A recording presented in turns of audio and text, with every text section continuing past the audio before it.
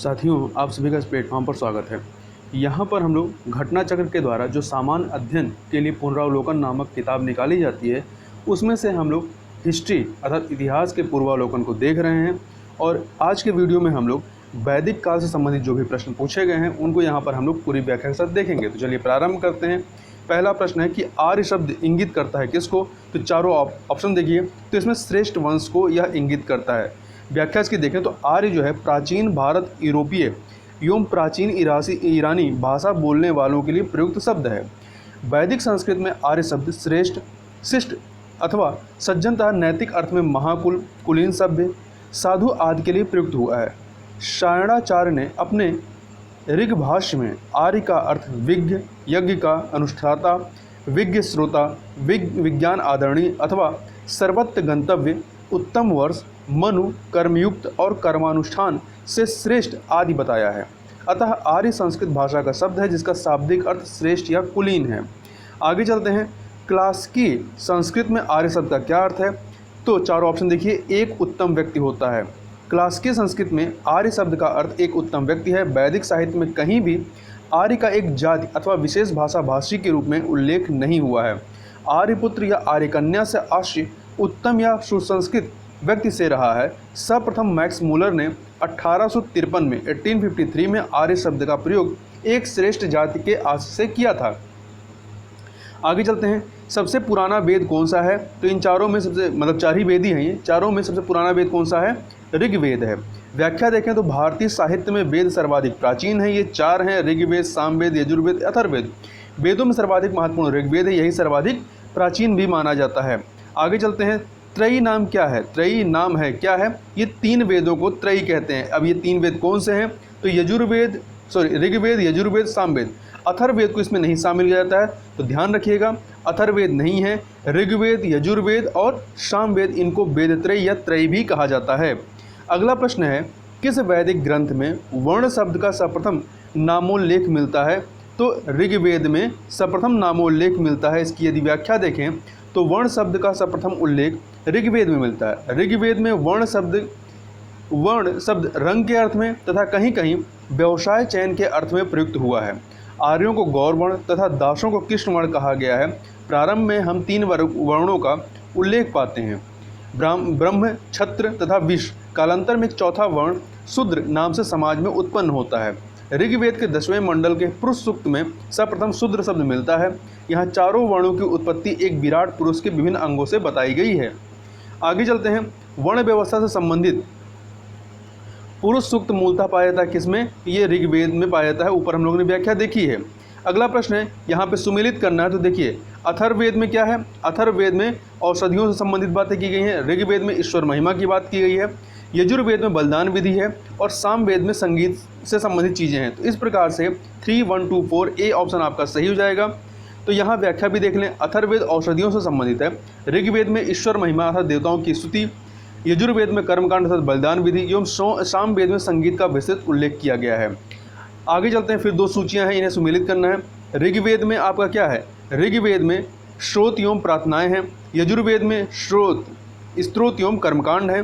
सामवेद में संगीत में स्त्रोत हैं और अथर्ववेद में तंत्र मंत्र एवं वशीकरण है। इस प्रकार से आपका कौन सा ऑप्शन सही है? तो ऑप्शन नंबर ए 4, 2, 1, 3 ये आपका सही हो जाएगा। इसकी यदि यहाँ पे व्याख्या देखें तो ऋग्वेद में स्त्रोत एवं प्रार्थनाएं हैं। इसमें कुल 1028 सूक्त या ऋचाएँ हैं। यजुर्वेद में स्त्रोत एवं कर्मकांड वर्णित हैं। सामवेद के पद गेय रूप में अर्थात संगीत में स्रोत हैं ये, जिनको उद्गाता पुरोहित गाता था। अथर्ववेद में कुल 20 अध्यायों में 731 सूक्तों में तंत्र मंत्र एवं वशीकरण के संदर्भ में साक्ष्य दिए गए हैं। किसमें? अथर्ववेद में। अगला प्रश्न, निम्नलिखित 4 वेदों में से किस एक में जादुई माया और वशीकरण का वर्णन है? अभी हम लोगों ने ऊपर ही बात की कि अथर्ववेद में है, जिसमें 20 अध्यायों में 731 सूत्रों में तंत्र मंत्र एवं वशीकरण का संदर्भ दिया गया है या संदर्भ के साक्ष्य हैं। ऋग्वेद में ऋचाएँ कितनी हैं? तो 1028 हैं। आगे ऊपर हम लोगों ने बात की थी इसको। अब यहाँ पे 2 सूचियाँ दी गई हैं, इन्हें आपको सुमेलित करना है। तो देखिए ऋग्वेद ऐतरेय से, सामवेद पंचवीश से, अथर्ववेद गोपथ और यजुर्वेद जो है ये शतपथ। इस प्रकार से 3, 4, 1, 2 3412 जो है वो सुमेलित हो जाएगा था, सी ऑप्शन। अब देखिए यहाँ पे हम लोग सुमेलन पहले ही कर लिया है, ऋग्वेद यत्रेय से, सामवेद पंचवीश, अथर्ववेद गोपथ और यजुर्वेद शतपथ। इसमें काफ़ी कन्फ्यूजन होता है, इसलिए इसको ध्यान से याद रखिएगा। अगला प्रश्न है गोपथ ब्राह्मण।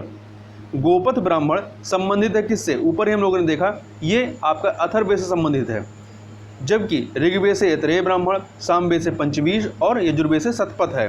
ब्राह्मण ग्रंथ अनेक हैं। ये ग्रंथ यज्ञों तथा उनके अनुष्ठान के विधि विधानों के संबंध में जानकारी देते हैं।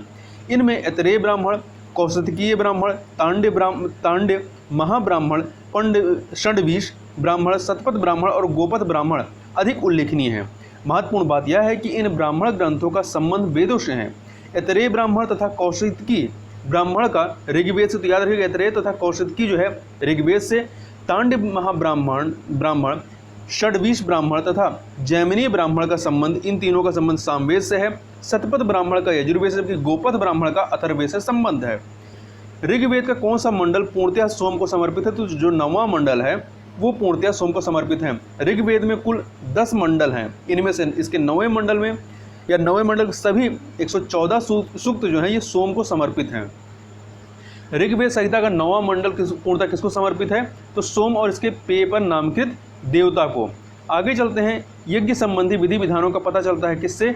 यजुर्वेद से पता चलता है। यज्ञ संबंधी विधि विधानों का पता यजुर्वेद से चलता है। यजुर्वेद के 2 भाग हैं, शुक्ल यजुर्वेद जो केवल पद्य में है तथा कृष्ण यजुर्वेद जो कि पद्य और गद्य दोनों में है। शुक्ल यजुर्वेद को वाजस्नेयी संहिता भी कहा जाता है, आपके शुक्ल यजुर्वेद को।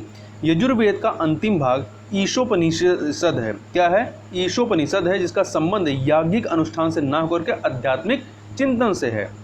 अगला है, निम्नलिखित में से किसका संकलन ऋग्वेद पर आधारित है? तो सामवेद का संकलन जो है वो ऋग्वेद पर आधारित है। सामवेद में कुल 1810 छंद हैं, जिनमें से 75 को छोड़ करके शेष सभी जो है ऋग्वेद में भी उपलब्ध हैं। अतः सामवेद का संकलन जो है ऋग्वेद पर आधारित है। सामवेद की 3 मुख्य शाखाएं हैं, कौमुदीय, रामायणीय और जैमिनीय।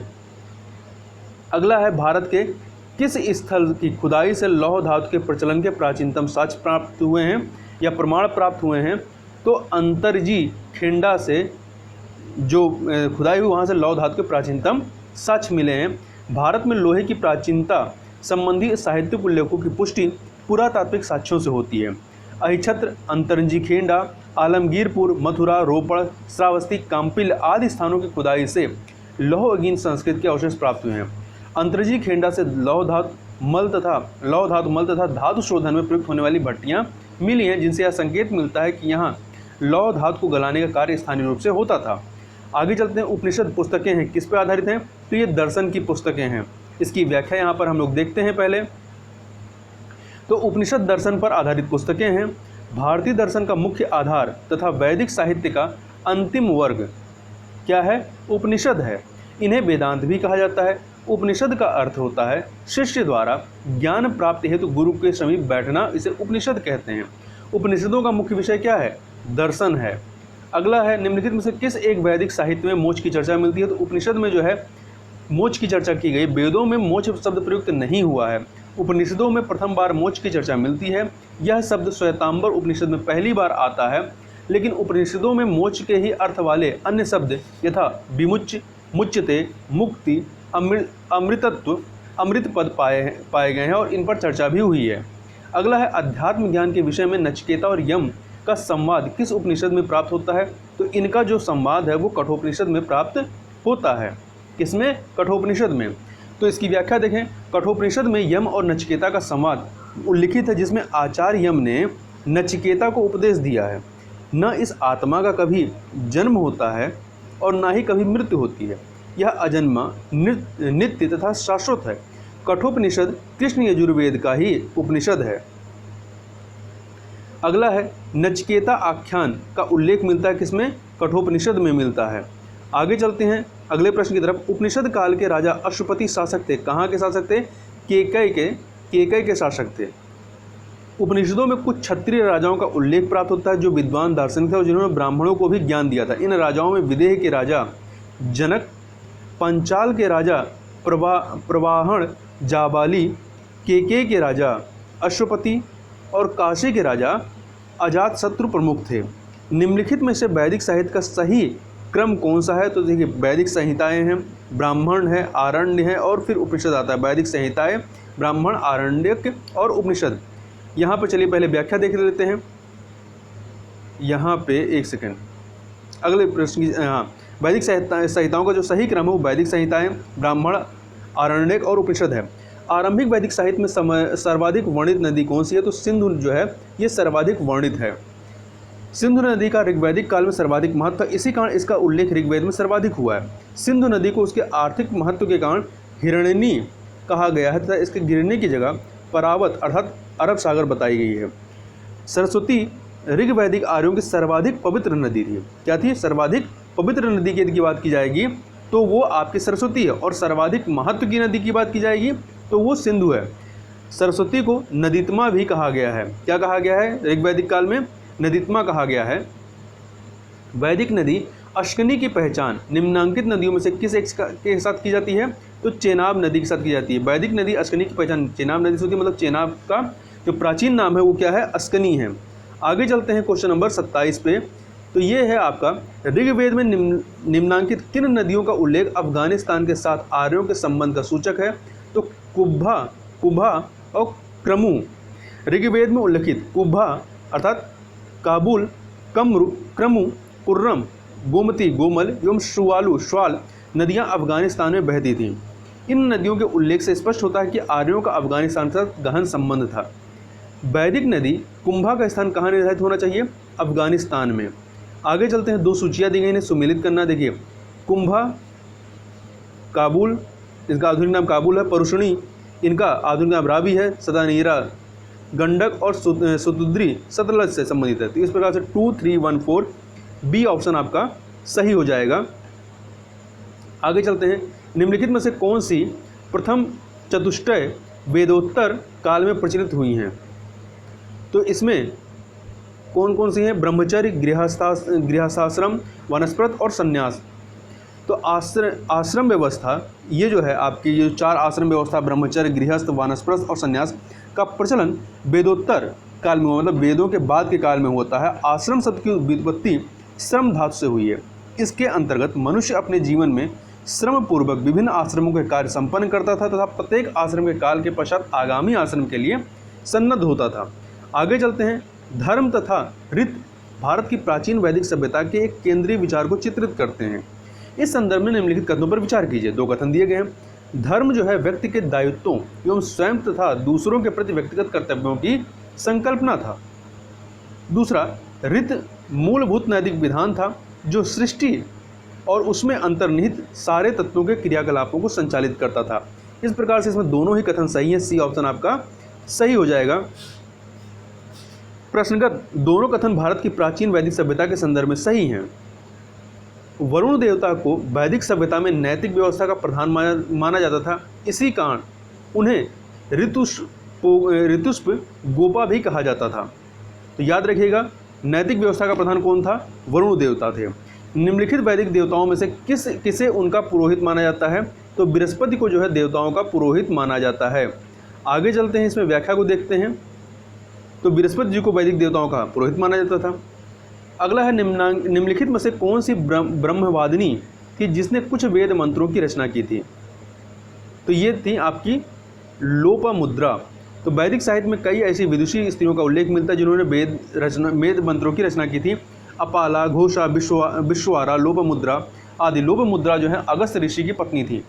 ऋग्वैदिक काल में निष्क शब्द का प्रयोग एक आभूषण के लिए होता था, किंतु परवर्ती काल में उसका प्रयोग इस अर्थ में हुआ, किस अर्थ में? सिक्के के अर्थ में होता है। वैदिक काल में सोने के हार को निष्क कहा जाता था। निष्क के प्रयोग ने आगे आने वाले सिक्कों के व्यवहार के मार्ग को प्रशस्त कर दिया। ऋग्वैदिक काल में निष्क किस अंग का आभूषण था? तो गले का आभूषण था। ऋग्वैदिक काल में निष्क गले में पहना जाने वाले एक प्रकार का हार था, किंतु निष्क वैदिक काल में विनिमय का एक माध्यम भी था। प्राचीन भारत में निशाका से जाने जाते थे क्या? स्वर्ण आभूषण। बौद्ध जातक में 3 प्रकार के स्वर्ण सिक्कों का उल्लेख मिलता है। प्रथम क्रम में निशाका, दूसरे क्रम में स्वर्ण और तीसरे क्रम में मशाका। मशाका मूल्य की दृष्टि से सबसे निम्न और निशाका उच्च मूल्य वाली मुद्रा थी। वैदिक काल में स्वर्ण मुद्राओं को निष्क अथवा निशाका कहा जाता था। आगे चलते हैं, बोगज कोई महत्वपूर्ण है क्योंकि यहाँ से प्राप्त अभिलेखों में वैदिक देवताओं एवं देवियों का नामोल्लेख प्राप्त होता है।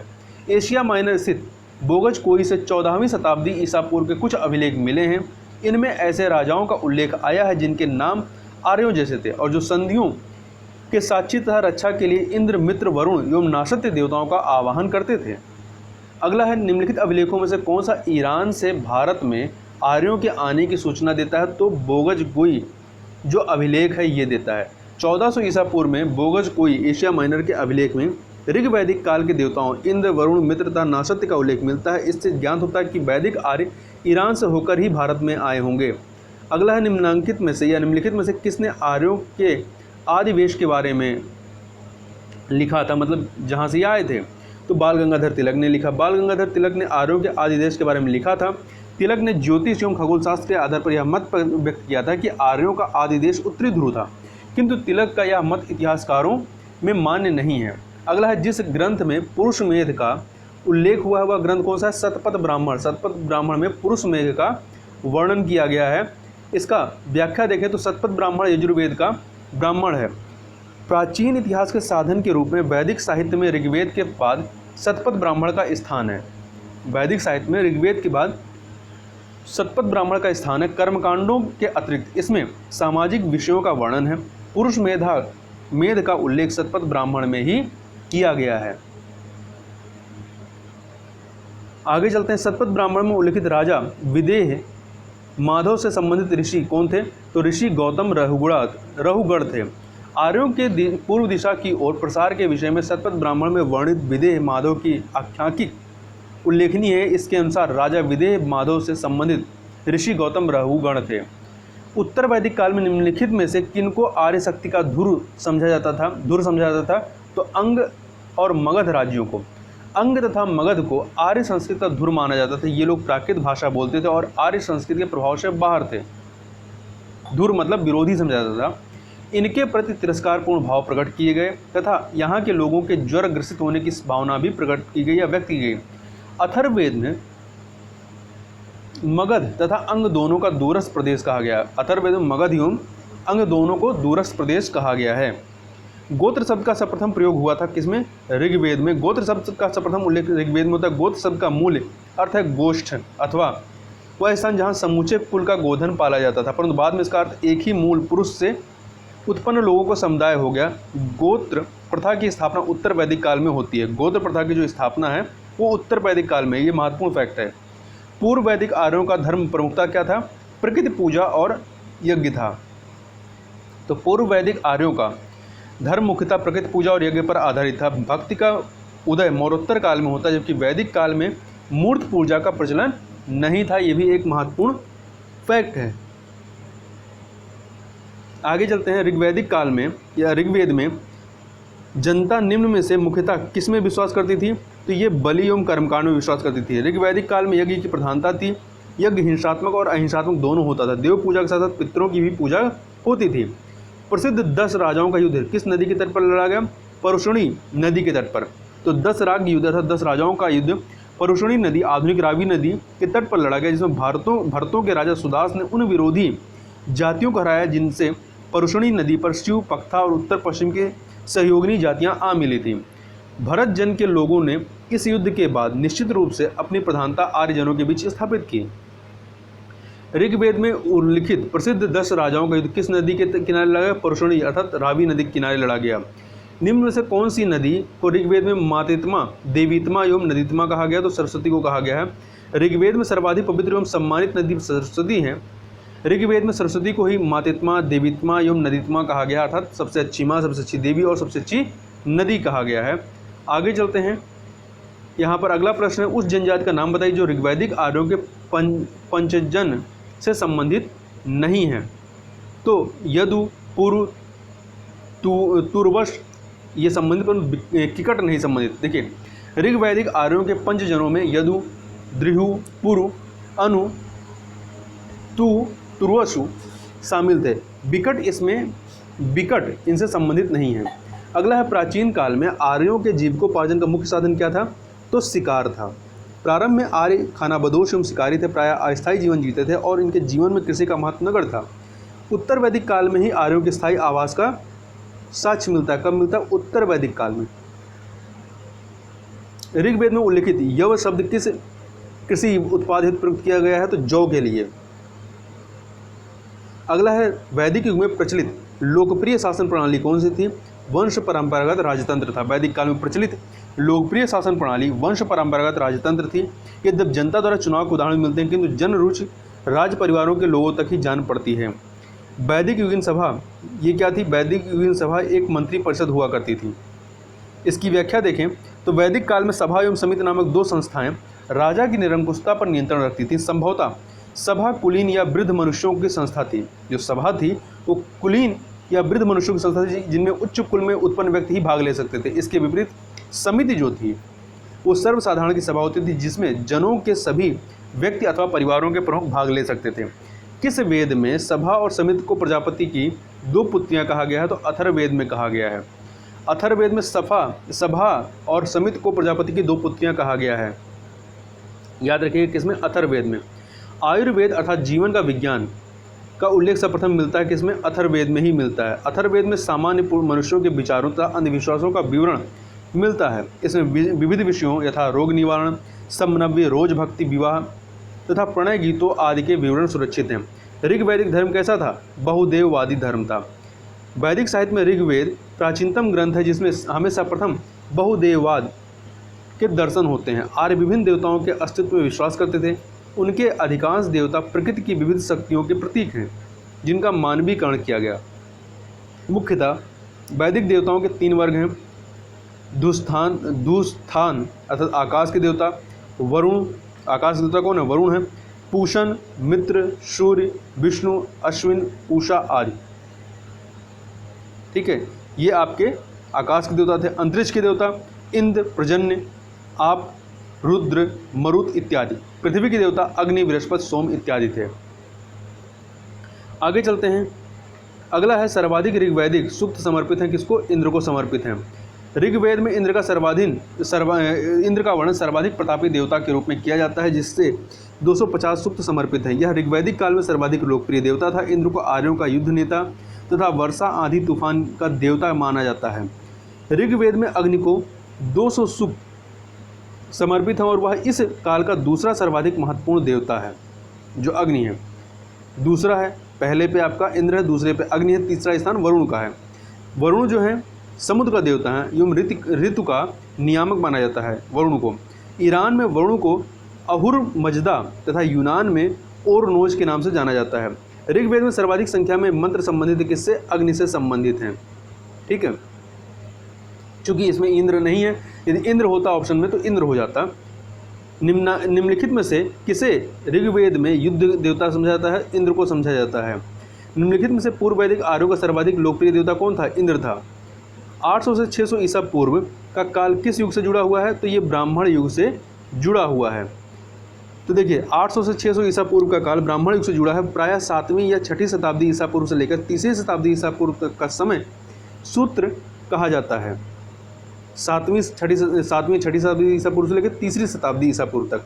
गायत्री मंत्र किस पुस्तक में मिलता है? तो ऋग्वेद में मिलता है। गायत्री मंत्र ऋग्वेद में उल्लिखित है। इसके रचनाकार विश्वामित्र हैं। यह सविता सूर्य देवता को समर्पित है। यह मंत्र ऋग्वेद के 3य मंडल में वर्णित है। गायत्री मंत्र के नाम से प्रसिद्ध मंत्र सर्वप्रथम किस ग्रंथ से मिलता है? ऋग्वेद से मिलता है। गायत्री मंत्र की रचना किसने की थी? तो विश्वामित्र ने की थी। सर्ग, प्रतिसर्ग, वंश, मनवंतर और वंशानुचरित संकेतक हैं किसके? ये पुराणों के संकेतक हैं। पुराणों में 5 प्रकार के विषयों का वर्णन सिद्धांत इस प्रकार है: सर्ग, प्रतिसर्ग, वंश, मनवंतर तथा वंशानुचरित। सर्ग बीज या आदि सृष्टि का पुराण है। सर्ग जो है बीज या आदि सृष्टि का पुराण है। प्रतिसर्ग प्रलय के बाद की पुनर्सृष्टि को कहते हैं। वंश में देवताओं या ऋषियों के वंश वृक्षों का वर्णन है। मनवंतर में कल्प के महायुगों का वर्णन है। और वंशानुचरित पुराणों के वे अंग हैं जिनमें राजवंशों की तालिकाएं दी हुई हैं और राजनीतिक अवस्थाओं, कक्षाओं तथा घटनाओं के वर्णन है। अगला है पुराणों की संख्या कितनी है? तो पुराणों की कुल संख्या 18 है। आगे देखते हैं इसी में। तो व्याख्या, पुराणों की संख्या 18 है। कौन कौन से? मत्स्य हैं, मार्कंडेय हैं, भविष्य, भागवत, ब्राह्मण, ब्रह्मवैवर्त, ब्रह्मा, वामन, वराह, विष्णु, वायु, अग्नि, नारद, पद्म और लिंग, इसके बाद आपके गरुड़, कुर्म तथा स्कंद पुराण है। इनकी रचना लोमहर्ष ऋषि तथा उनके पुत्र उग्र सर्वा द्वारा की गई थी। इन पुराणों की इनमें भविष्यत काल शैली में कलयुग के राजाओं का वर्णन मिलता है। श्रीमद् भगवद गीता मौलिक रूप से किस भाषा में लिखी गई है? तो ये संस्कृत में लिखी गई है और यह प्राचीन धार्मिक ग्रंथ जो है महाभारत का ही एक भाग है। महाभारत मूलतः किस रूप में जानी जाती है? ये जय संहिता के रूप में जानी जाती है। महाभारत के प्रारंभिक रचना काल में 8800 श्लोक थे और इसे जय संहिता के नाम से जाना जाता था। महाभारत का दूसरा संस्करण भारत था, जिसमें श्लोकों की संख्या 24,000 थी। वर्तमान महाभारत में 1 लाख श्लोक प्राप्त हैं। यह इसका अंतिम संस्करण, जिसे सतसहस्त्री संहिता या महाभारत कहा गया है। हिंदू पौराणिक कथा के अनुसार समुद्र मंथन हेतु किस सर्प ने रस्सी के रूप में स्वयं को प्रस्तुत किया? वासुकी ने। हिंदू पौराणिक कथा के अनुसार समुद्र मंथन हेतु मथनी के रूप में मंदराचल पर्वत तथा रस्सी के रूप में सर्पों के राजा वासुकी का प्रयोग किया गया। इसमें विष्णु ने कूर्मावतार धारण कर मंदराचल पर्वत को अपने ऊपर रखा था। आगे चलते हैं। किस काल में अछूत की अवधारणा स्पष्ट रूप से उद्धित होती है? तो धर्मशास्त्र के समय में। धर्मशास्त्रों के समय में सूत्र काल में 4 वर्णों ब्राह्मण, क्षत्रिय, वैश्य एवं शूद्र के अतिरिक्त समाज में अन्य अनेक जातियां यथा अम्बष्ट, उग्र, निषाद, मागध, वैदेहिक, रथकार आदि का आविर्भाव अनुलोम एवं प्रतिलोम विवाहों के फलस्वरूप हो गया।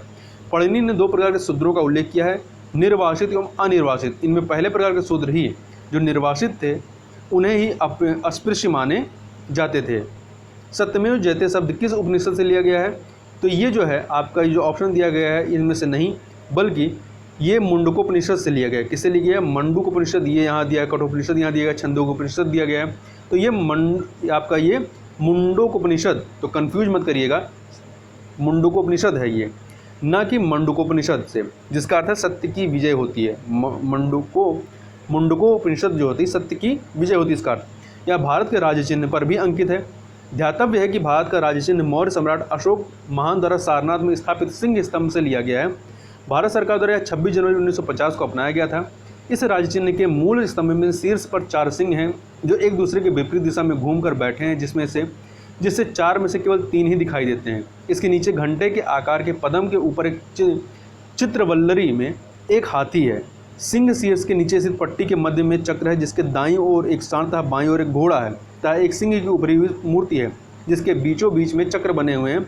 यह संपूर्ण सिंह स्तंभ एक ही पत्थर को काट कर बनाया गया। फल के नीचे मुंडकोपनिषद से उद्धृत सूत्र सत्यमेव जयते लिखा गया है। सत्यमेव जयते शब्द कहाँ से लिया गया है? मुंडकोपनिषद से लिया गया है। आगे चलते हैं। 73 नंबर क्वेश्चन, भारतीय प्रतीक पर उत्कीर्ण सत्यमेव जयते कहाँ से लिया गया है? मुंडकोपनिषद से। ऋग्वेद की मूल लिपि क्या थी? इनकी मूल लिपि जो थी ब्राह्मी थी। ऋग्वेद की मूल लिपि ब्राह्मी थी। ऋग्वेद में कुल 10 मंडल हैं तथा 1028 सूक्त हैं। ऐतरेय तथा कौशतकीय ऋग्वेद के 2 ब्राह्मण ग्रंथ हैं। पतंजलि के अनुसार ऋग्वेद की किस शाखाएं हैं? ऋग्वेद के पुरोहितों को होता कहा जाता था। याद रखिए, ऋग्वेद के पुरोहितों को क्या कहा जाता था? होता। इसके द्वितीय से सप्तम मंडल ही सबसे प्राचीन मंडल माना जाता है, को वंश मंडल कहा जाता है। द्वितीय से सप्तम मंडल को वंश मंडल कहा जाता है। प्रथम तथा दशम मंडल अर्वाचीन है। वैदिक कर्मकांड में होता का संबंध किससे है? तो होता क्या था? ऋग्वेद से है।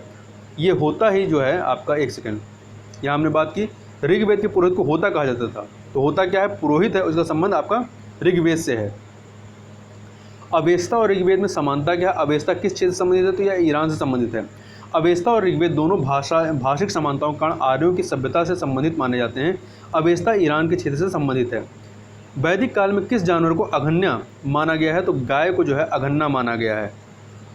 इसके बारे में देखें तो वैदिक काल में गाय को अघन्या न मारे जाने योग्य माना गया है। गाय की हत्या अथवा उसे घायल करने वाले व्यक्ति को मृत्युदंड तथा देश निकाला की व्यवस्था वेदों में दी गई है। ऋग्वेद में अघन्या का प्रयोग किसके लिए हुआ है? गाय के लिए। ऋग्वैदिक काल के प्रारंभ में निम्न से किसे महत्वपूर्ण मूल्यवान संपत्ति समझा जाता था? गाय को।